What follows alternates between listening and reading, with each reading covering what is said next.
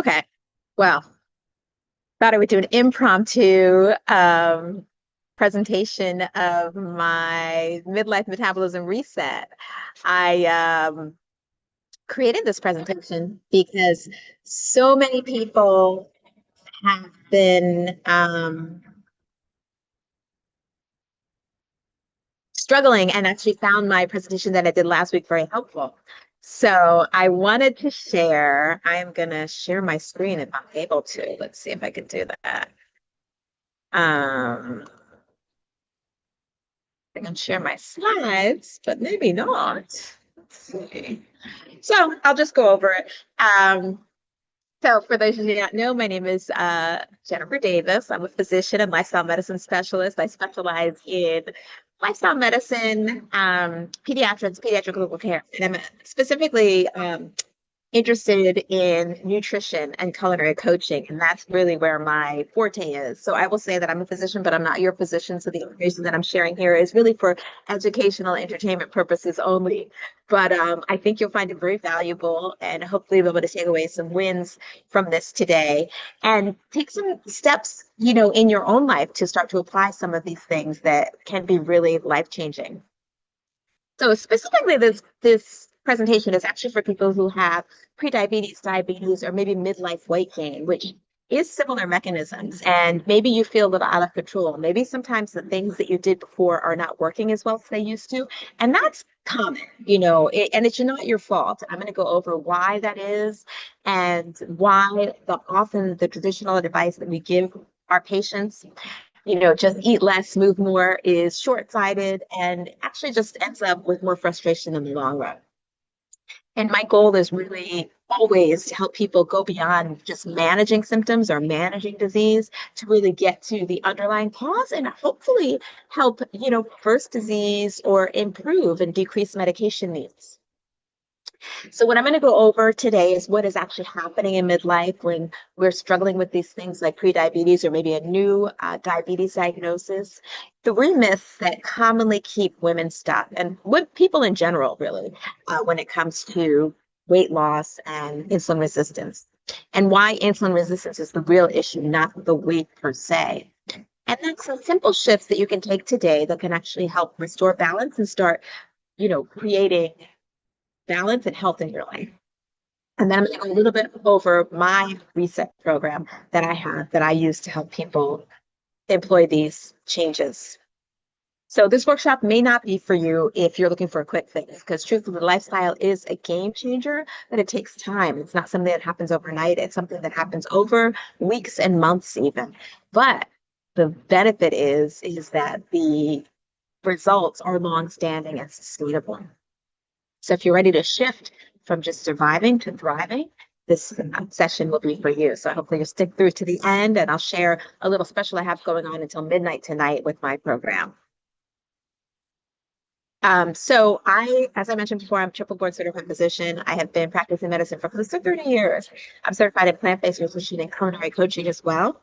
And I have a lot of experience in the ICU. That was my primary career, but I became interested in lifestyle medicine and actually specifically diabetes because I was finding more and more of my young patients, and it's actually even more now, it's actually increasing exponentially. So more and more of my young patients were suffering from adult type illnesses like type 2 diabetes, like obesity, like hypertension even, and suffering sequela. So, and I realized that, in order to help children, really have to help the adults, the whole family. Children don't make the lifestyle change on their own, and often they're following patterns that have been generational. So really by addressing this with adults and families, I can really make a bigger change. And what I found as I made this transition to lifestyle medicine is while it is game changer, we talk about food and movement and sleep. These things, these tools that seem so basic can sometimes be hard to attain when we apply them, in a very clinical format instead of applying them in a way that is embracing joy and embracing life. And sometimes even I myself found it hard to follow those rigid rules that we're always trying to recommend for our patients. And, though they work, the key is really being able to embrace them and embrace them with joy. I love looking at the areas called the blue zones, which are examples of areas around the world where people live the longest, and they live that way, embracing joy, and embracing flavor and embracing community. And it's not this struggle against or the struggle of restriction, it's this embracing of joy and living. And the other thing that I find often is that women and people of color are left out of the discussion when it comes to medicine. We expect everybody to fit in a box. Often the studies are done are not on women or people of color. And cultural foods are often shunned. I hear so often my colleagues saying you can't have rice, you can't have, plantains, or fufu is another one that I've heard from many people. They've been told by their trainers or their physicians to avoid these things. And these foods actually can be and should be part of a healthy diet. The other thing is that diverse bodies are often shunned. And we need to recognize that bodies come in all shapes and sizes, and healthy bodies can come in all shapes and sizes. And we should be reaching for health, not reaching for a specific body size or body type. And the last thing is that lasting change happens when we actually embrace joy, culture, and inclusivity. So I believe that food is medicine, that joy is essential, and that what coaching does when I act as a coach is it makes this change sustainable. When I work with my clients and my patients, we are collaborative and we come to this change together. And I know that if it works for me and my patients, it can work for you as well. So hopefully you'll listen to the end and be inspired. So maybe you have, like I mentioned before, you're in midlife and maybe you're facing a new diagnosis. You're finding that things have not been working as they used to before. Or maybe you're feeling frustrated by this traditional guidance that you've gotten again and again and again. So today we're going to break the cycle. So midlife is really pivotal for all of us. But it's a time when the decisions we make now have an effect for our future and how we're going to age and how vibrant we're going to be when we get older, how much medication we're going to need when we get older, if we're able to go through getting older without needing medication. So it's really an important time to start to embrace these healthy habits. Hopefully you embrace them earlier, but maybe if not, this is the perfect time to start doing it. And it's never too late. That's the other beauty of lifestyle change. People see effects even when they embrace lifestyle change at 80 years of age and beyond. They can notice a change and improve their longevity, a decrease in need of medication, and really just improve quality of life. When we're in middle life, our risk for diabetes and heart disease and dementia increases. And so really, as I said, the decisions we make now have a big effect. And when we focus on just lose weight, just focus on one carbohydrate, one macro, or one calorie, it's not sufficient. It doesn't address the whole issue. We are much deeper and much more complex than that. So I'd like to start with exactly what is happening in menopause and why this is important. So you may experience in menopause, you may experience weight gain, may experience hot flashes, disturbed sleep, anxiousness and irritability, and sugar cravings even. And these hormonal shifts really ripple through the body, and they're just demonstrating that the whole body is affected by hormones. What's actually happening though is as estrogen production in our ovaries falls, our body tries to compensate. And that's a theme throughout. Our body's always trying to do better, trying to compensate, trying to make balance. And so the way that our body compensates is by using fat cells to create estrogen. So fat can convert to estrogen. And because of that, we increase the number of the fat cells and the size of fat cells. And this actually can worsen insulin resistance or create insulin resistance. It can recreate visceral fat, which can lead to other problems. The other thing that happens that leads to this weight gain in midlife is that we lose some muscle mass.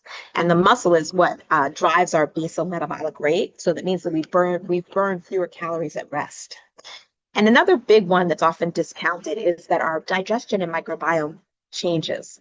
And because of that, our absorption of nutrients changes. And often we're left with micronutrient deficiencies, which is another reason why when we focus on restriction, just counting calories or just looking at one macro, we often are exacerbating or making these deficiencies worse.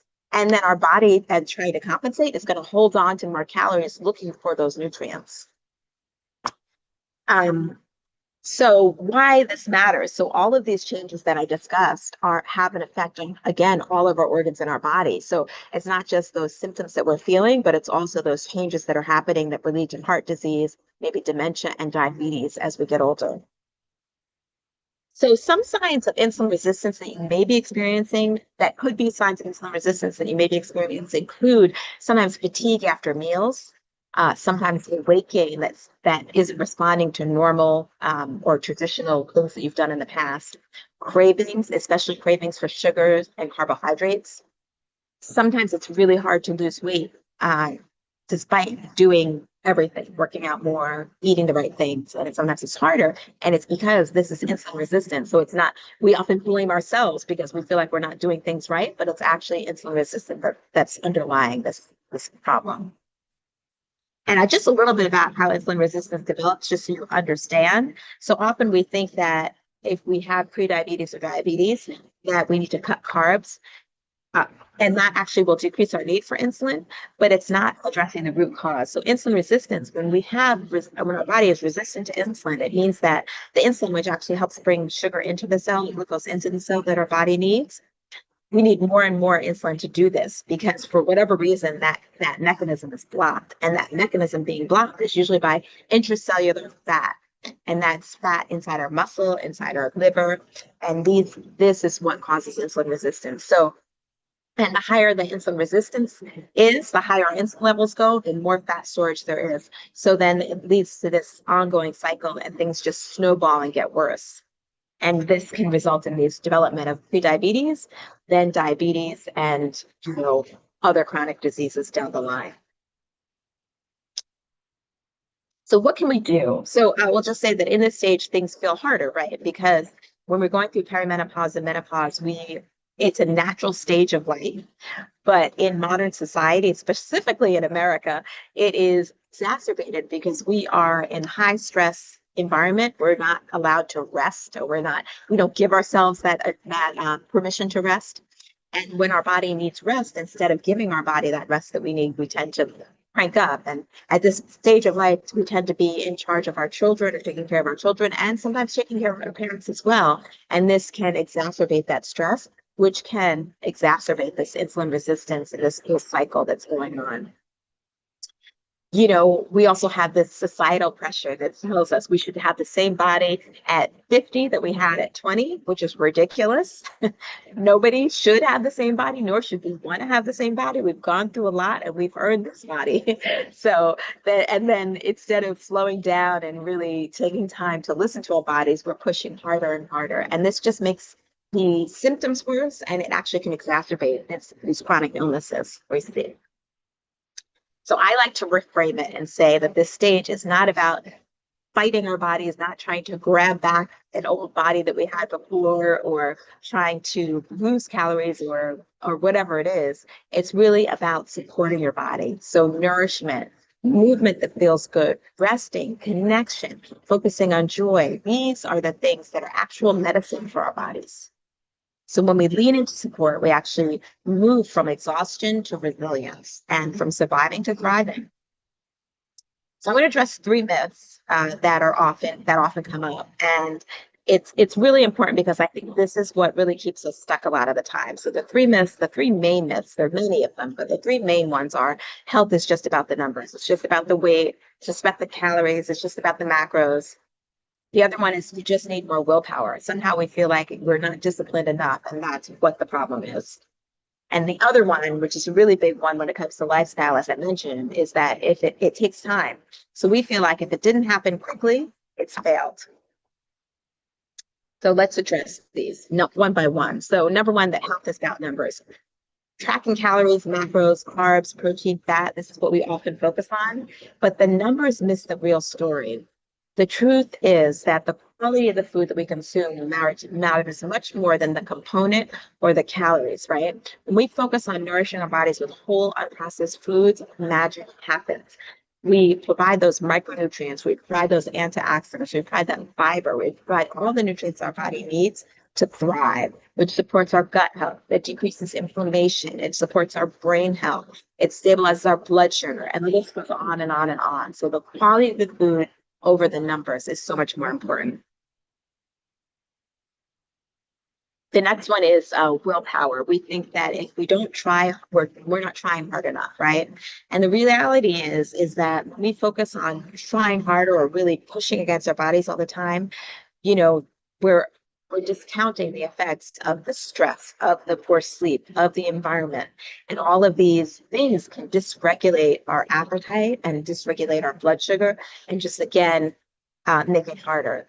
Our nervous systems are dysregulated because of the constant stimulation that we have all the time and because of this added stress. And part of gaining control is not pushing harder, it's actually slowing down and letting our body regulate. The last one is if it's not fast, it's not working. And that I see this often. We always are looking at studies about lifestyle, and when they compare lifestyle to medication, you can't really compare the two. I think because lifestyle, the results are much greater, but often it's because the lifestyle change didn't move fast enough for the end of the study. And when we look at the people that do thrive and are able to do well with lifestyle change, it takes time. So you may not see the effect in a week or a month or whatever the number is. It may take months, it may take years to really get to the optimal because you have to look at, you have to fix your gut health, your inflammation. You have to fix your mindset. You have to fix how your body responds to food. And all of these things take time, but it's worth it. I love this quote by Lao Tzu. It's nature does not hurry, yet everything is accomplished.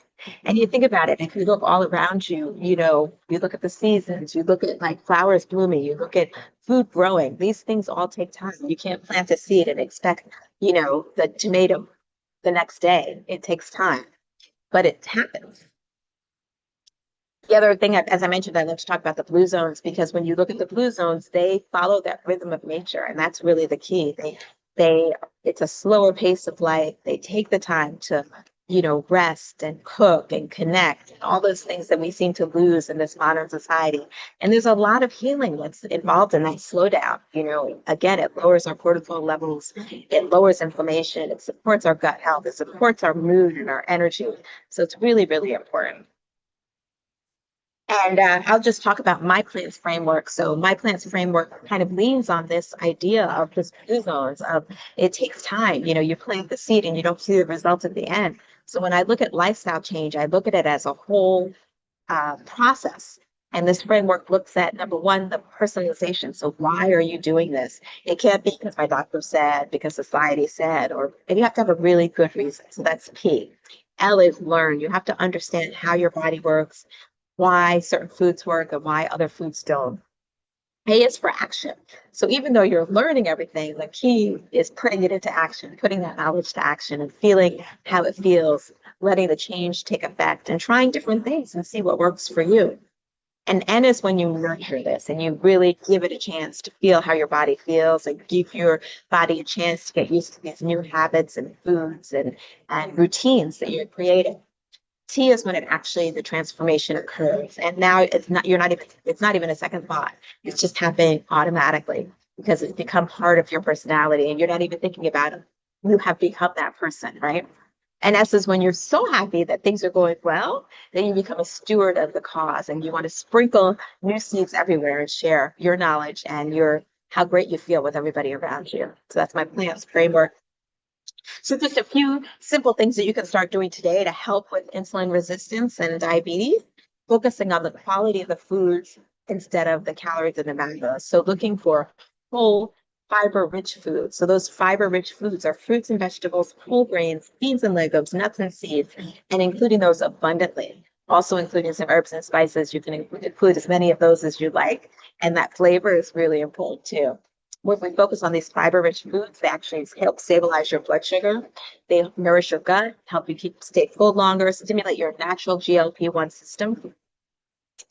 Also, I don't like to talk about what you restrict, but limiting the processed foods can help you get there faster because it does help your brain respond to food differently. So when you focus on eating more of those whole unprocessed foods, your body responds differently and it just works better. The next one is walking after meals. Even a 10-minute walk after meals can be powerful. It can help stabilize your blood sugar, it clears your mind, helps you feel better, helps you digest better. And so that's a really good habit to start. If you're going to start anywhere with movement, that's a great way to start. The next one is prioritize sleep. We often think, oh, I'll catch up on sleep later, but you know what? Your body keeps score. And the more you deprive your body, the worse it is. It causes increased inflammation and affects your satiety and your insulin levels and your hormone levels. So sleep should be at least 7 to 9 hours every night. A key nice hint is to avoid the blue screen at least 1 to 2 hours before bedtime, because our cell phones, the TV, all of that blue light affects our circadian rhythm and it affects our melatonin secretion. So we're fighting ourselves when we're trying to go to bed at night and looking at our phones. So keep that in mind. The next thing is a couple other things beyond food that help heal is connection. As I mentioned, we're social beings, so that social connection actually has an effect on lowering your cortisol. It helps reduce stress and it helps boost your metabolic health overall. I like one way is creating a joy break. So think about where throughout the day you can create joy breaks, whether it's a dance, whether it's a sit in nature. That's one of my favorite things. Sipping tea in silence or enjoying your cup of coffee. Just 10 minutes. Focus solely on joy, calms your nervous system, and supports healing as well. And one last thing is to avoid risky substances. So caffeine is one thing that not necessarily risky per se, but it can have an effect on your sleep. So just keep that in mind. Be aware when you're having your caffeine. And alcohol is definitely can have a detrimental effect on your insulin sensitivity and your direct negative effect on your liver. So and your sleep. So I've kind of gone over a lot in this short period of time, but hopefully you have a few tools to use. And I just want you to know that I've helped many women reverse insulin resistance and actually even in some cases lower medication needs or reverse prediabetes and avoid medication all the way around. So now that you know what can be done, I just want to talk to you a little bit about my specific program that I have for people that have prediabetes, diabetes, or are struggling with midlife weight gain. It's called the Joyful Metabolic Reset, and it's a 12-week program that is led by me, the physician, a physician that is focused on, again, reversing insulin resistance. So it's not a diet, it's not a challenge. It is really a system that is built around evidence-based, and it's built around my system of plants, recognizing that change takes time, but it's also focused on nourishing your body, stabilizing your metabolism, and creating lifelong habits that will support you throughout life. It includes educational modules. So there's bite-sized educational lessons that you learn. So you learn about food, you learn about your insulin resistance and metabolism, what's happening in your body. You learn about the mindset and motivation, which is probably one of the most important modules for change and lasting change. You learn about food as medicine. We learn about the other lifestyle factors that are important and how to incorporate those seamlessly into your life. And then the last module is focused on long-term success and how to incorporate these things into, everything you do, whether it's eating out or traveling, and really making your environment help you set your environment up for success. It's really important. As part of this program, you get bi-weekly one-on-one coaching, which I think is different than most programs out there. So personalized physician-led coaching, guidance and accountability that helps you stay on track. Just weekly question and answer periods throughout the program, weekly on Wednesdays at noon, where you can have real-time accountability, motivation, and just troubleshooting what's going on. Included also is tracking tools, so tracking, your meals, and your mood and movement and all of that, along with the additional feedback. So that's, 12 weeks of support, 6 one-on-one private coaching calls, weekly group question and answers, progress tracking in the community to support you throughout. And it's really meant to provide lasting change. It's not a quick fix, but this is a lasting change that results in real, improvement in your health and your quality of life. So the value of this type of program, if you were to price out each of those components separately, is well over $5,000. But this is really meant to be accessible to everybody because I really want to help more people heal. It's limited to just 10 people because of the close one-on-one support. And so the cost, the value of the course is $9.97. That's a small investment.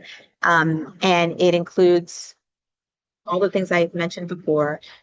It also is available as 3 payments of $367 or a monthly option, $97 a month for a year. The enrollment does close at midnight tonight for this round. And I should mention that there are a couple of bonuses that come with it. So one big bonus, which is probably worth the cost of the whole program alone, is a year of access to the Joyfully Thriving After 40 community. This community is for women over 40, and it's really a supportive community where people come to thrive. In that community, we have weekly meetings. We meet 2 times a week. One Monday is for mindset and motivation, mindfulness, I should say. On Wednesdays, we talk about lifestyle and practically embracing lifestyle change. There's monthly journeys. Like right now, we're doing 12 Days of Joy, which is a huge thing, a huge mindset shift for a lot of people. And then the daily support that goes along with it. So the 12 Days of Joy experience is something that you get along with this program. Start with that right away. Start today doing the 12 Days of Joy. Really important to embrace joy in our living every day. It's so important for resilience. It's so important for, creating healthy habits and maintaining healthy habits. If you can't find joy in your day-to-day actions, then it's really hard to continue them. And it really is therapeutic, right? It helps lower our cortisol. It helps improve our sleep. It just helps us just feel better overall, improve our energy and mood.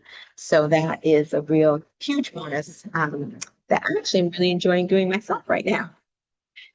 So I will just go over. I have a few people, several people that have gone through this program had amazing results, as I mentioned. I had one person that just within the first 30 days was able to drop his blood sugar from 250 down to 200 range, just with doing simple changes without even the major changes that come as it goes on along the way.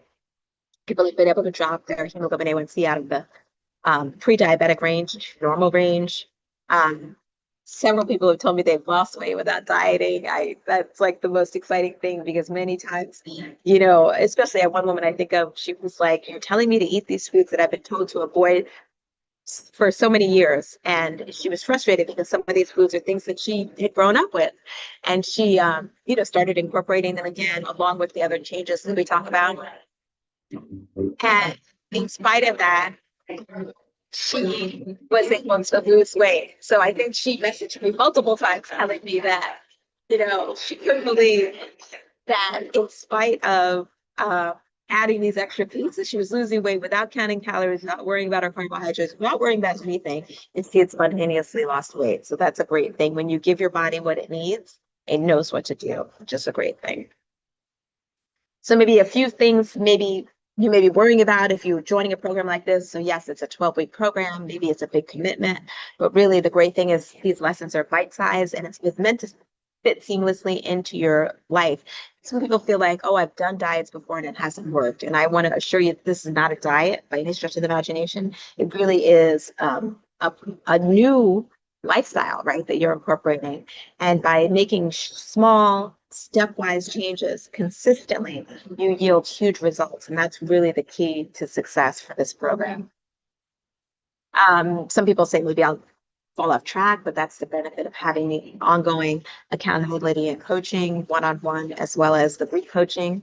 So I just want to assure you that that's a great benefit that I think has helped a lot of people get through the program and do really well and thrive.